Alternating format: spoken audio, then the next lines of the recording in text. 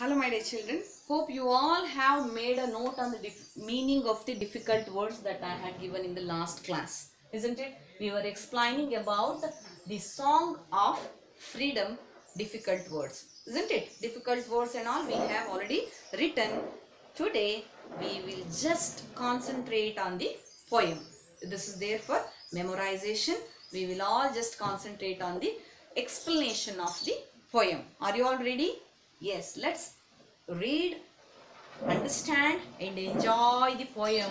The poem name is The Song of Freedom, Swatantrada Haadu. Okay, let me start the explanation for you. Page number 134. Page number 134, all of you open page number 134. This is the hour of song and dance. Okay, so now by this time actually Indian freedom fighters, they are all wanted to take revenge on British. Yes or no? They wanted to send the British out of India, and what they were saying, this is the hour. This is the hour. ಈ ಸಮಯದಲ್ಲಿ ನಾವು ಏನು ಮಾಡಬೇಕು ಅಂತ ಇದ್ದೀವಿ. What we wanted to do? We wanted to dance. Alva? When we dance actually, we dance when we are very happy. We feel very happy, we dance. Isn't it? So, actually, this is the hour of song and dance. ನಾವು ಹಾಡು ಹೇಳಬೇಕು, ಕುಣಿಬೇಕು, ಕುಪ್ಪಳಿಸಬೇಕು ಅಂತ ಹೇಳಿ ಅನ್ಕೊಂಡಿದ್ದೀವಿ. ಯಾಕೆ? For blissful freedom. Blissful ಬರ್ಕೊಂಡಿದ್ದೀರಲ್ವ ನೀವು? Blissful means extreme happiness, ಆನಂದಮಯವಾಗಿರ್ತಕ್ಕಂತಹ ಸಮಯ. ಆದ್ರಿಂದ because of that we wanted to song and dance. Blissful, ಆನಂದಮಯ. In ours at last, is ours at last, in the sense what poet is going to tell here is, we fought for Indian freedom, we struggled like anything for so many years, so long years. ತುಂಬಾ ವರ್ಷಗಳಿಂದ ನಾವು ಸ್ವಾತಂತ್ರ್ಯಕ್ಕೋಸ್ಕರ ಹೋರಾಟ ಮಾಡಿ ಎಷ್ಟೊಂದು we have lost lot of people ಅಲ್ವಾ? ಎಷ್ಟೊಂದು ಜನರನ್ನ ನಾವು ಕಳ್ಕೊಂಡಿದ್ದೀವಿ ಸ್ವಾತಂತ್ರ್ಯ ಹೋರಾಟದಲ್ಲಿ ಅಲ್ವಾ? ಹೌದಲ್ವಾ? yes or no? But here this is the time that we can dance a song. At last the time has come means finally we all are together and we are ready to send the Indians out of, we are ready to send the Britishers out of India. ಭಾರತದಿಂದ ಅವರನ್ನು ಓಡಿಸಬೇಕು ಬ್ರಿಟಿಷರನ್ನು ಅನ್ನುವಂತಹ ಸಮಯ ಹತ್ರ ಬಂದಿದೆ. Next ನೋಡ್ಕೊಳ್ಳಿ. Gone are those days of caste-born pride. Gone are those. Gone means ಕಳೆದು ಹೋಗಿದೆ. ಯಾವುದು ಕಳೆದು ಹೋಗಿದೆ? Gone are those days. Those. ಆ ದಿನಗಳು ಕಳೆದು ಹೋಗಿದೆ. ಯಾವ ದಿನಗಳು? Caste-born pride. If a person is born in a Kshatriya family or in a Brahmin family, means high level, high standard family, they will be having lot of respect. ಅಲ್ವಾ? ಹೌದಲ್ವಾ?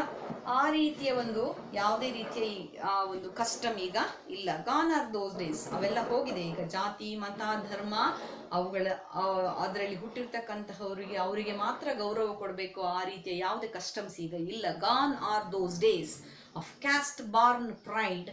Gone is the foreigners might. Okay, British ಅವರು ಅನ್ನುವಂತಹ respect ಕೊಡ್ತಕ್ಕಂತಹ ಕಾಲನೂ ಇಲ್ಲ ಈಗ. British ಅವರ mite ಅಂದ್ರೇನು, ಸ್ಟ್ಯಾಮಿನಾಕ್ಕೆ ನಾವು respect ಕೊಡೋದು, ಸೆಲ್ಯೂಟ್ ಮಾಡೋದು, ಅದು ಯಾವುದನ್ನು ನಾವು ಇವಾಗ ಇಟ್ಕೋತಾ ಇಲ್ಲ. Gone is passive subservience, as I said, ಗುಲಾಮಗಿರಿ ಅಲ್ವಾ? ಗುಲಾಮಗಿರಿ means a state in which you do whatever someone else wants us to do. ಅವ್ರೇನು ಹೇಳ್ತಾರೆ ನಾವು ಅದನ್ನು ಮಾಡ್ತಾ ಇದ್ವಿ ಆಗ. ಬಟ್ ನಾವು gone are those days. We are not ready to do what British people are saying. It is called non-cooperative movement. You might have heard about when I was explaining about Aruna Asaf Ali lesson or the will of sacrifice during freedom fighting, freedom struggle. Bhagat Singh, Aruna Asaf Ali, all these people, what they did, they were in a non-cooperative movement. Non-cooperation means what? Cooperate ಮಾಡದೇ ಇರ್ತಕ್ಕಂಥದ್ದು ಅಲ್ವಾ? ಯಾರೋ ಏನೋ ಹೇಳಿದಾಗ ನಾವು ಅವರಿಗೆ ಸಹಕಾರವನ್ನ ಮಾಡದೇ ಇರ್ತಕ್ಕಂಥದಕ್ಕೆ ನಾನ್ cooperation ಅಂತ ಕರೀತಾರೆ ಅಲ್ವಾ? So Here what poet is saying, gone is passive subservience. ಆ ಗುಲಾಮಗಿರಿ ಎಲ್ಲ ನಾವು ಇವಾಗ ಮಾಡಲ್ಲ. ನಾವು ಇವಾಗ we are into non cooperative movement. ನಾವು ಅಸಹಕಾರವನ್ನ ಮಾಡ್ತೀವಿ, ಸಹಕಾರವನ್ನ ಮಾಡಲ್ಲ, ಸಪೋರ್ಟ್ ಅನ್ನ ಮಾಡಲ್ಲ. Gone is the trickster's sway. Trickster's sway in the sense power of influence. ಅವರ ಒಂದು ಪವರ್ ಇಂದ ನಮ್ಮನ್ನ ಹಾಳು ಮಾಡ್ತಕ್ಕಂತಹ ಯಾವುದೇ ರೀತಿಯ ಒಂದು ಇದನ್ನ ಇಟ್ಕೋಬೇಡಿ ನೀವು. ನೆಕ್ಸ್ಟ್ ನೋಡ್ಕೊಳ್ಳಿ, next ಸ್ಟ್ಯಾಂಜಾ. It means nobody is dare to cheat us. Understanding? When Indians, we are all together and we can fight together. Understanding?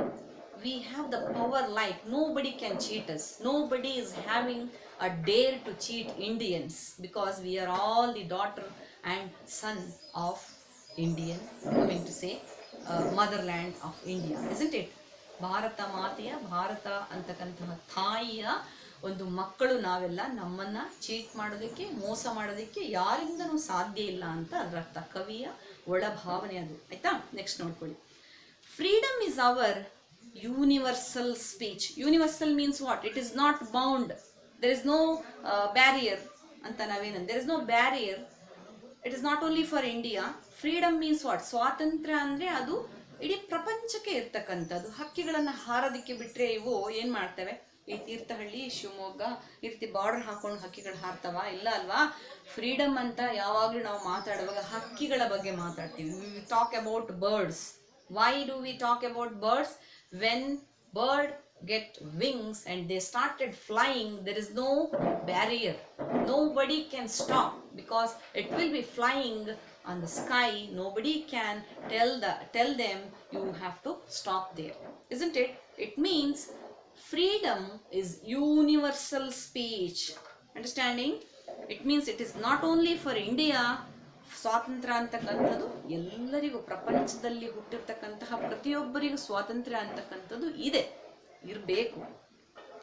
Equality, the experienced grace. Equality means what? Equality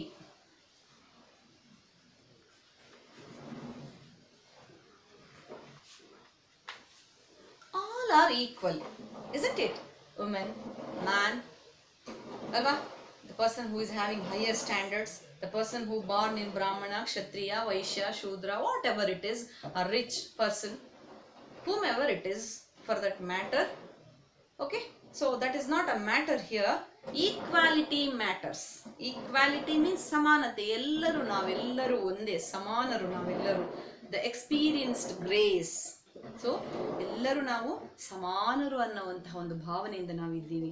V will blow the conch of victory. So it means we all are Indians, we all are equal. Finally the time has come for all of us to song and dance, and we will blow. Blow means what? ಊದುವುದು ಅಲ್ಲ?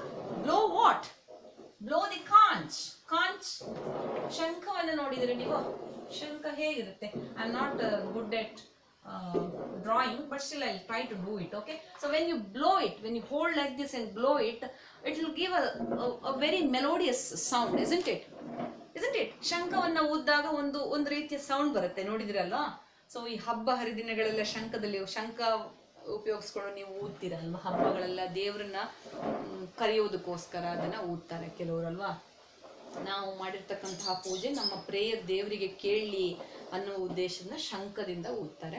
At that point of time, during Mahabharata and Ramayana and all, Krishna and all the Arjuna, all these people, they were blowing the conch just to show the victory. ಅಲ್ವಾ? ಅವರಿಗೆ ಯುದ್ಧದಲ್ಲಿ ಜಯವಾದಾಗ ಅವರು ಶಂಖವನ್ನ ಊದ್ಬಿಟ್ಟು ಎಲ್ಲರಿಗೂ announce ಮಾಡಿ, it is a kind of a announcement that they use to do by blowing the conch. So here what Indians are saying, ಭಾರತೀಯರು ಏನು ಹೇಳ್ತಾ ಇದ್ದಾರೆ ಇಲ್ಲಿ? ನಾವೆಲ್ಲರೂ ಒಂದೇ, ನಾವೆಲ್ಲರೂ ಒಂದೇ, ಯಾರು ಬೇರೆ ಅಲ್ಲ. ಆ ಮತದಲ್ಲಿ, ಆ ಜಾತಿಯಲ್ಲಿ ಹುಟ್ಟಿದವರು, ಅವರು ಇವರು, ಯಾವ ರೀತಿಯ ಭೇದ ಭಾವ ಇಲ್ಲಿ ಇಲ್ಲ. ನಾವೆಲ್ಲರೂ ಒಂದೇ ಅಂತ ನಾವು ಹೋರಾಡ್ತೀವಿ. and we will blow the conch of victory means what? victory, ಜಯ ಅಲ್ವಾ? ಕ್ರಿಕೆಟ್ ಅಲ್ಲಿ ಗೆದ್ದಾಗ ಹೀಗೆ ತೋರಿಸ್ತಾರೆ, ವಿಕ್ಟರಿ ತೋರಿಸ್ತಾರೆ ಅಲ್ವಾ? ವಿಕ್ಟರಿ ಅಂದ್ರೆ ಏನು? ಜಯ. ಸೊ ಆ ಜಯ ವನ್ನು ನಾವು ಅನೌನ್ಸ್ ಮಾಡೋದಕ್ಕೆ ಇನ್ನೇನು ಹತ್ರ ಬರ್ತಾ ಇದೆ ದಿನಗಳು. 1947, 1947 is coming soon. We are all going to get the freedom.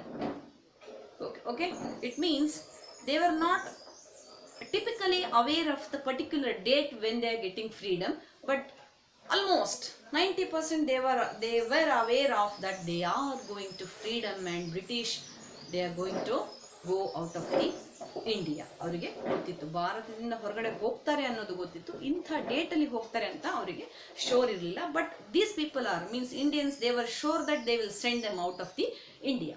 So and published the truth to all. Truth means what? Truth, ಸತ್ಯ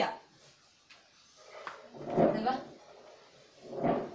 ಸತ್ಯಕ್ಕೆ ಯಾವಾಗಲೂ ಸಾವಿಲ್ಲ ಅಂತ ಹೇಳ್ತಾರಲ್ವಾ. ಆದ್ರಿಂದ ಮಹಾತ್ಮ ಗಾಂಧೀಜಿಯವರು ಸತ್ಯ ಸತ್ಯ ಸತ್ಯ ಅಂತಾನೆ ಹೇಳ್ಕೊಂಡಿದ್ರು ಅಲ್ವಾ.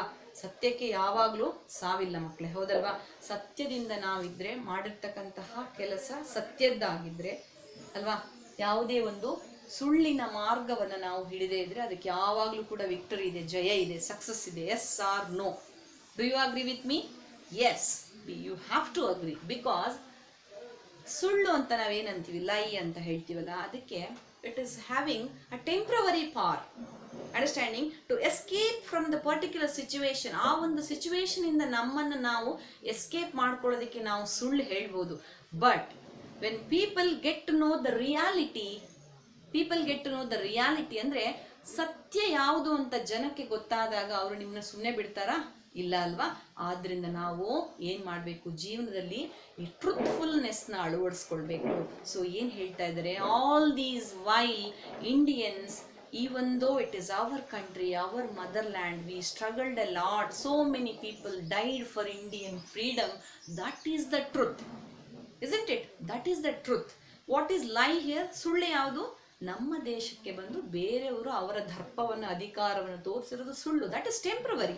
They have to go out of the India and we will publish the truthfulness to entire universal, entire world ಅಂತ ಹೇಳಿ ಪೊಯೆಟ್ ಇಷ್ಟು ಚೆನ್ನಾಗಿ ಹೇಳ್ತಾ ಇದ್ದಾರಲ್ವಾ. So that is all about third ಸ್ಟ್ಯಾಂಜಾ.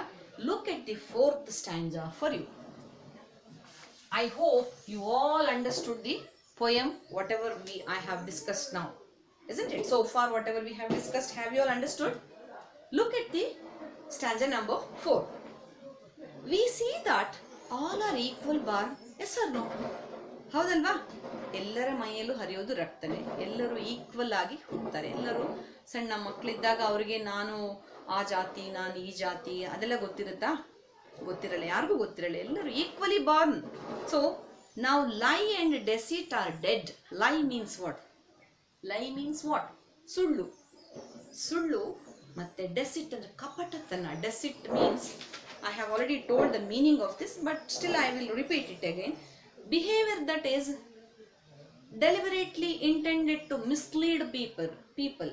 ಅಂದ್ರೆ ಕಪಟಕ್ಕೆ ನಾವು ಮಹಾಭಾರತದಲ್ಲಿ ಒಬ್ಬರನ್ನ ಹೆಸರು ಹೇಳ್ತೀವಿ. ಯಾರನ್ನ? ಶಕುನಿ ಹೆಸರು ಹೇಳ್ತೀವಲ್ವಾ. ಶಕುನಿ ಹೆಸರು ಯಾವುದಕ್ಕೆ famous? Shakuni is famous for his deceitness. ಅಂದ್ರೆ ಕಪಟತನ, ಬೇರೆಯವರನ್ನ ಮಿಸ್ಲೀಡ್ ಮಾಡೋದು, ಮಿಸ್ಗೈಡ್ ಮಾಡ್ತಕ್ಕಂತಹದ್ದು, ಅದರಲ್ಲಿ ತುಂಬಾ ಫೇಮಸ್ ಅವನು ಶಕುನಿ. ಆ ರೀತಿಯ ಶಕುನಿಗಳು ನಮ್ಮ ಜೀವನದಲ್ಲಿ ಕೂಡ ಇರ್ತಾರಲ್ವಾ. You have to be far away from such people. ಆ ರೀತಿಯ ಮನುಷ್ಯರಿಂದ ನೀವು ಯಾವಾಗಲೂ ದೂರ ಇರಬೇಕು ಮಕ್ಕಳೇ. ಕಪಟದಿಂದ ಕೂಡಿರ್ತಕ್ಕಂತಹ ವ್ಯಕ್ತಿಗಳು ನೀವು ಆಗಬಾರ್ದು first of all. And if you get to know that people are having such kind of behaviour, try to change them. If they are not ready to change them self, you be away from them. Understanding? So here what is happening ನಾವು? Lie, ಸುಳ್ಳು ಮತ್ತು ಕಪಟತನ, what is happening? They are all dead. ಅದೆಲ್ಲ ಸತ್ತು ಹೋಗ್ಬಿಟ್ಟಿದೆ. ಈಗ ಸತ್ಯಕ್ಕೆ ಮಾತ್ರ ದಾರಿ ಇದೆ ಇವಾಗ ಅಂಥೇಳಿ ಪೊಯೆಟ್ ಹೇಳ್ತಾ ಇದ್ದಾರೆ. ಯಾವ ಸುಳ್ಳಿನ ಮಾರ್ಗದಿಂದ, ಯಾವ ಒಂದು ಬ್ರಿಟಿಷರಿಂದ, ಅವರ ಒಂದು ಶಕ್ತಿಯಿಂದ ನಮ್ಮ ಈ ಒಂದು ಭಾರತ ಮಾತೆಯನ್ನ ಸೋಲಿಸುವಂತಹ ಡೇರ್ ಇಲ್ಲ ಅಂಥೇಳಿ ಹೇಳ್ತಾ ಇದ್ದಾರೆ. ನಾವು we will show our truthfulness, we will publish the truth to entire world ಅಂತ ಹೇಳ್ತಾ ಇದ್ದಾರೆ. Next line, only the good men are great, only the good men are great, ruin has seized and wicked. Only the good men are great actually, isn't it?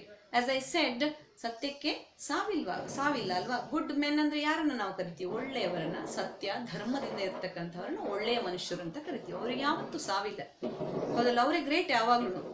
ರುಯಿನ್ ಅಂದ್ರೆ ನಾಶವಾಗ್ತಕ್ಕಂಥದ್ದು. Has ceased ಅಂದ್ರೆ ತಂತ್ರ, and ವಿಕ್ಟ್ evil, ಆ ಎಲ್ಲ ರೀತಿಯ morally wrong ಆಗಿರ್ತಕ್ಕಂತಹ ಎಲ್ಲ ಒಂದು ವಿಷಯಗಳು, ವಿಚಾರಗಳು, ತಂತ್ರಗಳು ಅವೆಲ್ಲವೂ ಕೂಡ all are coming to destruction.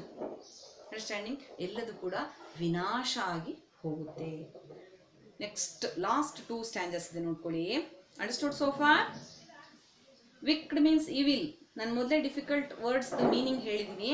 ನೀವು ಫಸ್ಟ್ ವಿಡಿಯೋ ನೋಡ್ಬಿಟ್ಟು ಈ ವಿಡಿಯೋ ನೋಡಿದ್ರೆ ಮಾತ್ರ ಅರ್ಥ ಆಗೋದು. Okay. Honour to the ploughman. Ploughman, as I said, the person or a farmer who plow the land. Plowing the land means ನೇಗಿಲಿಂದ ಭೂಮಿಯನ್ನ ಉಳುವವನು. ಯಾರು ಉಳ್ತಾನೆ? Farmer. The person who is doing agriculture ಅಲ್ವಾ. ರೈತ ಆ ಕೆಲಸವನ್ನ ಉಳುವವನೇ ರೈತ, ಅವನೇ ಈ ದೇಶದ ಒಡೆಯ ಅಲ್ವಾ. And the worker. ಹಾನರ್, ಯಾರನ್ನ ಹಾನರ್ ಮಾಡಬೇಕು? We have to honour the person who is plough the land. In the sense, at that point of time 60% of Indian people, they were dependent on agriculture. Do you agree with me? They were not having these kind of facility that what we are having nowadays. ಅಷ್ಟೊಂದು facilities ಎಲ್ಲ ಆಗ ಇರಲಿಲ್ಲ. Everyone var dependent on agriculture. ಅವರು ಬೆಳಿಬೇಕು, ಅದನ್ನ ತಿನ್ಬೇಕು ಅಲ್ವಾ, ಆ ರೀತಿಯ ಸಿಚುವೇಶನ್ ಇತ್ತು. Because of that reason he is saying, the poet C. Subramanya Bharati, he is saying, ನಾವು ಯಾರಿಗೆ ಗೌರವ ಕೊಡ್ಬೇಕಂತೆ? ಹಾನರ್ ಅಂದ್ರೆ ಗಿವ್ ರೆಸ್ಪೆಕ್ಟ್. ಅವರಿಗೆ ಒಂದು ಗೌರವವನ್ನು ಕೊಡಬೇಕು. ಯಾರಿಗೆ? ರೈತನಿಗೆ ಗೌರವವನ್ನು ಕೊಡಬೇಕು. Flow man, the person who is cultivating ಅಥವಾ ಭೂಮಿಯನ್ನು ಉಳುತ್ತಾನಲ್ಲ ರೈತ, ಅವನಿಗೆ ನಾವು ಏನು ಕೊಡಬೇಕು? ಹಾನರನ್ನು ಕೊಡಬೇಕು. ಅವನಿಗೆ ನಾವು ಗೌರವವನ್ನು ಕೊಡಬೇಕು, ರೆಸ್ಪೆಕ್ಟನ್ನು ಕೊಡಬೇಕು. ಆ್ಯಂಡ್ ದ ವರ್ಕರ್ ಅಂದರೆ ಯಾರು? ಭೂಮಿಯಲ್ಲಿ ರೈತ ಮಾತ್ರ ಇಲ್ಲ, ಅವನ ಹಿಂದೆ ಕೆಲಸ ಮಾಡ್ತಕ್ಕಂಥವ್ರು ಇರ್ತಾರೆ, ಕಾರ್ಮಿಕರು ಇರ್ತಾರೆ ಅಲ್ವಾ, ಕೂಲಿ ಕಾರ್ಮಿಕರು ಇರ್ತಾರೆ. ದಿನದ ಒಂದು ಕೂಲಿಯನ್ನು ಮಾಡಿ ಜೀವನವನ್ನು ಮಾಡ್ತಾ ಇರ್ತಕ್ಕಂತಹ ಕಾರ್ಮಿಕರು ಇರ್ತಾರೆ. ಅವರಿಗೂ ಕೂಡ ನಾವು ರೆಸ್ಪೆಕ್ಟನ್ನು ಕೊಡಬೇಕು ಅಂತ ಹೇಳಿ ಹೇಳ್ತಾ ಇದ್ದಾರೆ. ಯಾಕಂದರೆ see, when British were there in India, actually these are the real people who struggled a lot because of the cruel government of British ಅಲ್ವಾ. ಬ್ರೂಟಲ್ ಅಡ್ಮಿನಿಸ್ಟ್ರೇಷನ್ ಅಂತ ಏನು ಕರಿತೀವಿ ನಾವು, ಕ್ರೂರವಾಗಿರ್ತಕ್ಕಂತಹ ಆಳ್ವಿಕೆಯಿಂದ ಅವರು ಇಂಡಿಯನ್ಸ್ನ ಏನು ಮಾಡ್ತಾಯಿದ್ರು? ಎತ್ತುಗಳ ರೀತಿಯಲ್ಲಿ ಅವರು ಉಳ್ಕೊಂಡು ಭಾರತೀಯರ ಅಥವಾ ಈ ಕಾರ್ಮಿಕರನ್ನ, ಕೂಲಿ ಕಾರ್ಮಿಕರನ್ನ ಈ ರೀತಿ ಗುಲಾಮರ ರೀತಿಯಲ್ಲಿ ಈ ಭೂಮಿಯಲ್ಲಿ ನೆಲದಲ್ಲಿ ಉಳಿಸ್ಕೊಂಡು ಹೋಗ್ತಾ ಇದ್ರಂತೆ, ಎತ್ತುಗಳ ರೀತಿಯಲ್ಲಿ. ಈಗ ನೊಗ ಅಂತ ಕೇಳಿದ್ರಲ್ವಾ, ಈ ರೀತಿಯ ಒಂದು ಬಿಲ್ಲಿನ ರೀತಿಯಲ್ಲಿ ನೊಗ ಇರುತ್ತೆ, ಇಲ್ಲಿ ಎತ್ತುಗಳನ್ನು ಕಟ್ಟಿರ್ತಾರಲ್ವಾ, ನೋಡಿದಿರ ನೀವು. ಆ ಎತ್ತುಗಳ ಬದಲಾಗಿ ಅವ್ರು ಏನು ಮಾಡ್ತಾ ಇದ್ರಂತೆ? ಭಾರತದ ಕಾರ್ಮಿಕರನ್ನ ಕಟ್ಬಿಟ್ಟು ಓಡಿಸ್ತಾ ಹೋಗ್ತಾ ಇದ್ರು. ಎಷ್ಟು ಕಷ್ಟದ ಪರಿಸ್ಥಿತಿ ಅಲ್ವಾ. That is the reason poet is saying, because of all these workers, because of all these farmer, because of all this plow man, India,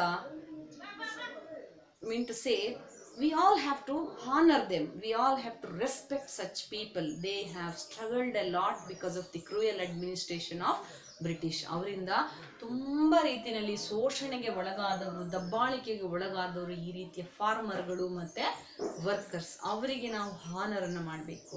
Shem to the ಗ್ಲಟ್ಟನ್, ಅವರಿಗೆ ನಾಚಿಕೆ ಆಗಬೇಕು. ಯಾರಿಗೆ? ಗ್ಲಟ್ಟನ್ ಅಂದರೆ ಯಾರು? ಹೊಟ್ಟೆಬಾಕರು. ಗಟ್ಟನ್ ಅಂದರೆ ಯಾರು? ಹೊಟ್ಟೆಬಾಕರು. ಎಷ್ಟಿದ್ರು ನಾನು ತಿನ್ನಬೇಕು, ನನಗೆ ಬೇಕು ಅಂತ ಬ್ರಿಟಿಷರು ಭಾರತವನ್ನು ದಬ್ಬಾಳಿಕೆ ಮಾಡಿಕೊಂಡು ದೋಚ್ಕೊಂಡು ಹೋದರು ಅಲ್ವಾ. ಗ್ಲಟ್ಟನ್ ಅಂದರೆ ಏನು ಮಾಡೋದು? ಈಗ ಎಷ್ಟು ಬೇಕೋ ಅಷ್ಟು, ಒಂದು ರಾಶಿ ಇತ್ತು ಅಂದರೆ ಅದು ಎಷ್ಟು ಬೇಕೋ ಅಷ್ಟು ಅದನ್ನು ಹೊಟ್ಟೆಬಾಕರು. Greedy, because of the greedy, what they will do, they eat whatever they wanted to eat, they take whatever they wanted to take. Greedy ಅಂದರೆ ಆ ರೀತಿ ಗ್ಲಟ್ಟನ್. ಆ್ಯಂಡ್ ರೇಕ್ ಅಲ್ವಾ. ಸೊ ಗ್ಲಟ್ಟನ್ ಅಂದರೆ ಹೊಟ್ಟೆ ಬಾಕ, rake ಅಂದರೆ ಗೋರು ಅಥವಾ ಗುಡ್ಡೆ ಮಾಡು, ತೆಗೆದುಕೊಳ್ಳು, ಎಷ್ಟು ಬೇಕು ಅಷ್ಟು ನೀನು ತೆಗೆದುಕೊಳ್ತಕ್ಕಂತಹದ್ದು ಅಂತ ಹೇಳಿ ಇಲ್ಲಿ ಹೇಳ್ಬೋದು. ಆ ರೀತಿಯ ಮನುಷ್ಯರಿಗೆ ನಾಚಿಕೆ ಆಗಬೇಕು. ನಮ್ಮ ದೇಶವನ್ನು ದೋಚಿರ್ತಕ್ಕಂತಹ, ಕೊಳ್ಳೆ ಹೊಡೆದಿರ್ತಕ್ಕಂತಹ ಬ್ರಿಟಿಷರಿಗೆ ಏನಾಗಬೇಕು? ನಾಚಿಕೆ ಆಗಬೇಕು. They should feel shame. we will not water the wasteland. Very, very nice statement. When do we water the land? Tell me. When do we water the land actually? If a land is there, you have a land, let's say, okay. There are two kind of lands. Okay, here you grow something which is very, very good land. Let's say ragi, wheat, rice, something you're going to grow here. Okay, and this is a place where it is a very what do we say, wasteland. It is very burden. There is no water, so you're not going to cultivate such land. So here poet is saying very nicely, what is he saying? We will not water the wasteland. Yes or no? When you're cultivating something, when the land is very good for cultivation, ಬೆಳೆಯೋದಕ್ಕೆ ವ್ಯವಸಾಯ ಮಾಡೋದಕ್ಕೆ ಸರಿಯಾಗಿರ್ತಕ್ಕಂತಹ ಲ್ಯಾಂಡ್ಗೆ ಮಾತ್ರ ನೀವು ನೀರು ಬಿಡ್ತೀರಾ, ಹೌದೋ ಅಲ್ವಾ? ಅಲ್ವಾ? Waste ಲ್ಯಾಂಡ್ಗೆ ನೀವು ಯಾಕೆ ನೀರು ಬಿಡ್ತೀರಾ? ಬಿಡಲ್ಲ. Why poet is saying like this? Tell me. ಯಾಕೆ ಇದನ್ನ ಈ ಉದಾಹರಣೆನ ಕೊಡ್ತಾ ಇದ್ದಾರೆ? ಯಾಕೆ ಅಂದರೆ ಇನ್ವೆಸ್ಟಿಂಗ್ ಆರ್ ವಾಟ್ ಎವರ್, ಬ್ರಿಟಿಷರನ್ನ ಅರ್ಥ ಮಾಡ್ಕೊಳ್ತಕ್ಕಂಥದ್ದು ಅಥವಾ ಅವರ ಮೇಲೆ ಇನ್ವೆಸ್ಟ್ ಮಾಡ್ತಕ್ಕಂಥದ್ದು, ಅವರ ಮೇಲೆ ನಂಬಿಕೆಯನ್ನು ಇಡ್ತಕ್ಕಂಥದ್ದು, ಅವರಿಗೆ ಗೌರವ ಕೊಡ್ತಕ್ಕಂಥದ್ದು, this is similar to watering the waste land ಅಂತ ಹೇಳ್ತಾ ಇದ್ದಾರೆ. ಅರ್ಥ ಆಗ್ತಿದೆಯಾ? ವೇಸ್ಟ್ ಲ್ಯಾಂಡ್ಗೆ ವಾಟರ್ ಮಾಡೋದು ಎಷ್ಟು ವೇಸ್ಟ್ ಕೆಲಸನೋ ಹಾಗೆ ಬ್ರಿಟಿಷರನ್ನ ಇಲ್ಲಿ ಇಟ್ಕೊಳ್ತಕ್ಕಂಥದ್ದು ಅಷ್ಟೇ ವೇಸ್ಟ್ ಅಂತ ಹೇಳಿ ಇಲ್ಲಿ ಹೇಳ್ತಾ ಇದ್ದಾರೆ ಪೊಯೆಟ್. ಎಷ್ಟು ಚೆನ್ನಾಗಿ ಉದಾಹರಣೆಯನ್ನ ಕಂಪ್ಯಾರಿಸನ್ ಮಾಡಿ ಹೇಳ್ತಾ ಇದ್ದಾರೆ ನೋಡಿ ಇಲ್ಲಿ. Nor sweat for the idlers well. Sweat ಅಂದ್ರೆ ಬೆವರು. For the idlers means what? Idlers ಅಂದ್ರೆ ಸೋಮಾರಿಗಳು, the person who is very lazy. ಅವ್ರು ಏನ್ ಮಾಡ್ತಾ ಇದ್ರು? ಬ್ರಿಟಿಷರು ಇಂಡಿಯಾದಲ್ಲಿ ಬಂದು ಭೂಮಿಯನ್ನ ಉಳುಮೆ ಮಾಡಿ ದುಡ್ಡು ಮಾಡ್ತಾ ಇದ್ರ? ಏನ್ ಮಾಡ್ತಾರೆ? What they were doing? They were just sitting quite like a lazy fellow. They were idlers and they were irritating, they were torturing Indians, and by getting the tax and getting money, collecting the tax and all those things, they were just having a standard life. They were leading high standard life. alva ಅವರು lazy people. ಅವರು ಅರ್ಥ ಆಗ್ತಾ ಇದೆಯಾ? Indians are very busy in doing some or the other things. ಆದ್ರಿಂದ ಇಂಡಿಯನ್ಸ್ ನಾವು ದಡ್ರು ಅಂತ ಹೇಳಿ ಅವರು ಇಂಡಿಯಾದ ಮೇಲೆ ಆಕ್ರಮಣ ಮಾಡಿ ನಮ್ಮಿಂದನೇ ಕೆಲಸ ತಗೊಂಡು ನಮ್ಮ ಹತ್ರ ದುಡ್ಡು ಕಿತ್ಕೊಂಡು ತಿಂದು ಅವ್ರು ಏನು ಮಾಡಿದ್ರು? ನಮ್ಮನ್ನು ಎಷ್ಟು ವರ್ಷಗಳ ಕಾಲ ಭಾರತದಲ್ಲಿ ಏನು ಮಾಡಿದ್ರು? ಅವರು ದಬ್ಬಾಳಿಕೆಯನ್ನ ನಡೆಸಿದ್ರು. ನಾರ್ ಸ್ವೆಟ್ ಫಾರ್ ದಿ ಐಡ್ಲರ್ಸ್ ವೀಲ್. ಅವರ ಸೌಖ್ಯಕ್ಕಾಗಿ, ವೀಲ್ ಅಂದ್ರೆ ಸೌಖ್ಯ, ಅವರ ಒಂದು ಒಳಿತಿಗಾಗಿ ನಾನು ಯಾವುದೇ ರೀತಿಯ ಒಂದು ಸಹಕಾರವನ್ನ ಕೊಡೋದಿಲ್ಲ ಅಂಥೇಳಿ ಪೊಯೆಟ್ ಹೇಳ್ತಾ ಇದ್ದಾರೆ. ನೆಕ್ಸ್ಟ್ ನೋಡ್ಕೊಳ್ಳಿ. We have learn that this is our own land. We know that this is our own land. This is our India. She is our mother India. It will be for ever hours. ಅಲ್ವಾ? ತಾಯಿ ಅನ್ನೋಳು, ಈಗ ನಮ್ಮ ತಾಯಿ ಹೇಗೆ ನಾವು ಇರೋವರೆಗೂ ಅವಳು ನಮ್ಮ ತಾಯಿನೇ ಅಲ್ವಾ? ನಮಗೆ ಜನ್ಮ ಕೊಟ್ಟಂತಹ ತಾಯಿ ಕೊನೆವರೆಗೂ ನಮ್ಮ ತಾಯಿ ಅಲ್ವಾ? ಸಿಮಿಲರ್ಲಿ ವಿ ಹ್ಯಾವ್ ಲರ್ನ್ಡ್, ನಮಗೆ ಗೊತ್ತು, ನಾವು ಕಲ್ತಿದ್ದೀವಿ. ಏನು ಕಲ್ತಿದ್ದೀವಿ? This is our own land. ಇದು ನಮ್ಮ ಸ್ವಂತ ಭೂಮಿ. It will be for ever hours. ನಮ್ಮ ಭೂಮಿ, ನಮ್ಮ ಭಾರತ, ಇದು ಯಾವಾಗಲೂ ನಮ್ಮ ತಾಯಿಯವಳು ಅನ್ನೋದನ್ನ ನಾವು ಕಲ್ತ್ಬಿಟ್ವಿ. ಆದ್ರಿಂದ ನಾವು ಇವಳನ್ನ ಬಿಟ್ಟು ಎಲ್ಲೂ ಹೋಗಲ್ಲ. We are not ready to leave our country. No nation shall enslave us again. No nation.